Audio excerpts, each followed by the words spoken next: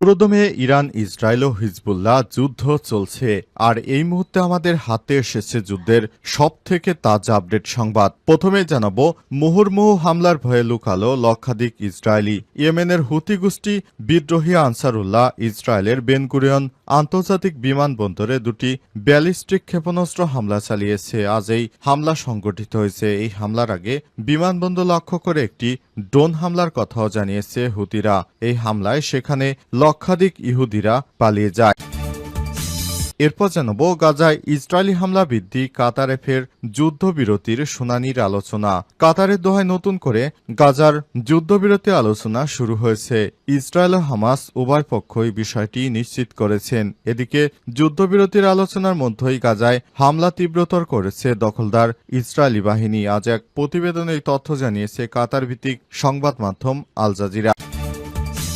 এদিকে মাঝ আকাশে এক হেলিকপ্টার বিধ্বস্ত, অন্যটির সঙ্গে ধাক্কা, নিহত ৫। ফিনল্যান্ডের ইউরো এলাকার মাঝ আকাশে দুটি হেলিকপ্টারের সংঘর্ষে ৫ জনই নিহত হয়েছে বলে নিশ্চিত করে স্থানীয় পুলিশ। আজ দুর্ঘটনা ঘটে। এই দুর্ঘটনার কারণে একটি হেলিকপ্টার বিধ্বস্ত হয়েছে, অন্যটি নিচে পড়ে গেছে। সেটি গুরুতর আঘাত লেগে ধ্বংস হওয়ার কাছাকাছি। জানাবো, যাচাই বাছাই না করেই ভুয়া খবর দিচ্ছে ভারতীয় মিডিয়া। সাম্প্রতিক ভারত পাকিস্তান উত্তেজনার প্রেক্ষাপটে ভারতের সংবাদ মাধ্যমের ভূমিকা নিয়ে তীব্র সমালোচনা করেছে যুক্তরাষ্ট্রের প্রভাবশালী পত্রিকা দ্য নিউ ইয়র্ক টাইমস। প্রতিষ্ঠানটি জানিয়েছে সেখানে কোনরূপ যাচাই বাছাই ছাড়াই ভারতের মিডিয়া মিথ্যা সংবাদ প্রচার করছে। এবং সর্বশেষ জানাবো, শাহবাগ থানা ঘেরাও করেছে ঢাবি শিক্ষার্থীরা। ঢাকা বিশ্ববিদ্যালয়ের শিক্ষার্থী ও ছাত্রদলের নেতা শাহরিয়ার আলম শামের হত্যার বিচারের দাবিতে শাহবাগ থানা ঘেরাও করেছে ঢাকা বিশ্ববিদ্যালয়ের শিক্ষার্থীরা। তারা জানিয়েছেন খুব দ্রুত সময়ের মধ্যে সাম্য হত্যার বিচার করতে হবে। প্রিয় দর্শক, এতক্ষণ শুনছিলেন সংবাদ শিরোনাম, এবারে বিস্তারিত।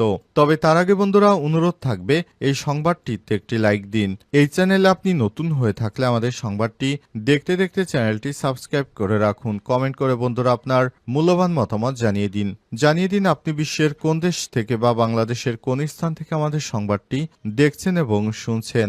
আর বন্ধুরা, গাজা যুদ্ধে আপনি যদি নিরীহ ফিলিস্তিনিদের ভালোবেসে থাকেন, কমেন্টে ইয়েস লিখে বিশ্ববাসীকে জানিয়ে দিন। সংবাদটি আপনার সোশ্যাল মিডিয়া ফেসবুকে বন্ধুদের মাঝেও শেয়ার করে দিন। এবারে বিস্তারিত।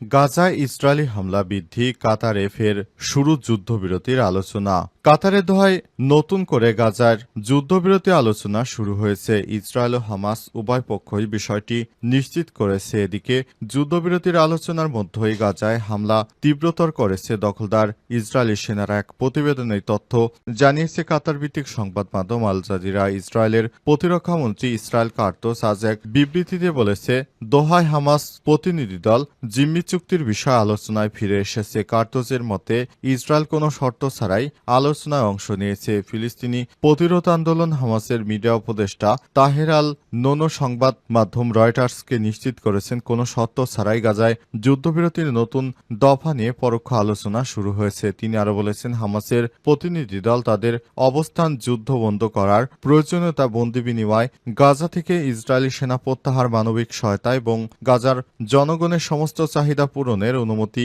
দেওয়ার বিষয়টি তুলে ধরেছে। এদিকে কাতারের দোহায় যখন নতুন করে যুদ্ধবিরতির আলোচনা শুরু হয়েছে, তখন গাজায় হামলা জোরদার করেছে ইসরায়েলি বাহিনী। উপত্যকাটির একটি সূত্র জানিয়েছে আল জাজিরাকে, আজ ইসরায়েলি হামলায় কমপক্ষে ৭০ জন নিরীহ ফিলিস্তিনি নিহত হয়েছে। হামলা আগের থেকে আরও বেড়েছে এবং এই হামলার কারণে সাধারণ জনগণ এখন গাজা থেকে কিভাবে পালাবে, তারা কিভাবে বাঁচবে, তারা কান্নাকাটি করছে।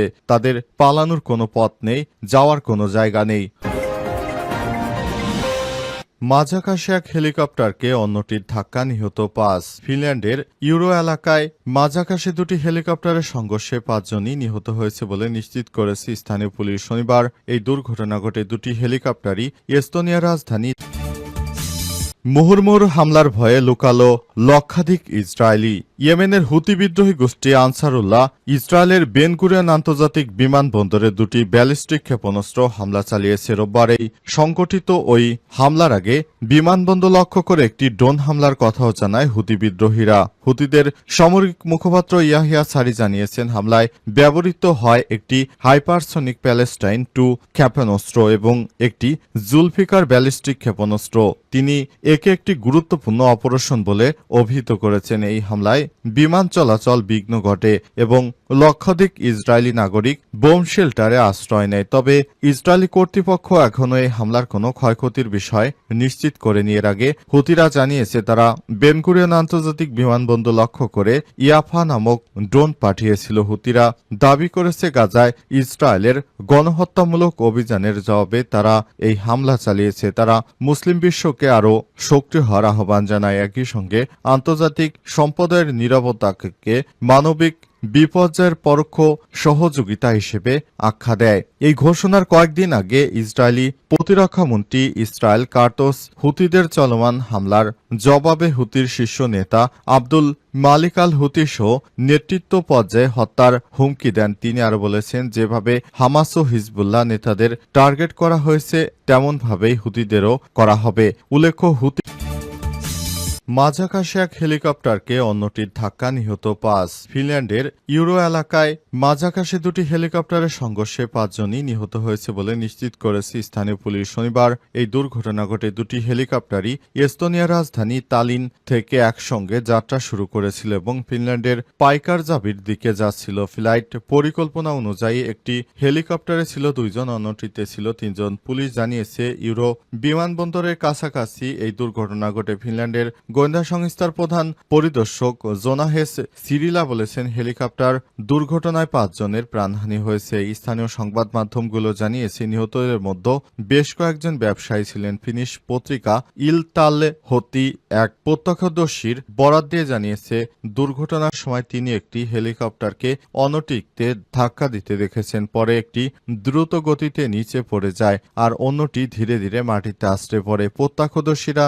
জানিয়েছেন, অ্যান্টি মার্জানেন বলেন, আমি কোনো শব্দ শুনতে পাইনি, দূর থেকে দেখেছি একটা যেন পাথরের মতো কিছু একটা নিচে পড়ে আসলো। ফিনল্যান্ডের কর্তৃপক্ষ দুর্ঘটনার কারণ অনুসন্ধান শুরু করেছে। হঠাৎ করে কেন এই ধরনের হেলিকপ্টার বিধ্বস্ত হলো সে বিষয়টি খতিয়ে দেখা হচ্ছে। ফিনল্যান্ডের পক্ষ থেকে বিষয়টি নিশ্চিত করা হয়েছে। শাহবাগ থানা ঘেরাও করেছে ঢাবি শিক্ষার্থীরা। ঢাকা বিশ্ববিদ্যালয়ের শিক্ষার্থী ও ছাত্রদলের নেতা শাহরিয়ার আলম শামের হত্যার বিচারের দাবিতে শাহবাগ থানা ঘেরাও করেছে ঢাবি শিক্ষার্থীরা। রোববার 18 মে বেলা 11টায় ঢাকা বিশ্ববিদ্যালয়ের রাজু ভাস্কর্যের পাদদেশে বিক্ষোভ কর্মসূচি পালন করেন ঢাবি সাধারণ শিক্ষার্থীরা। এর আগে শাহবাগ থানা পুলিশকে 48 ঘণ্টার আলটিমেটাম দেন শিক্ষার্থীরা।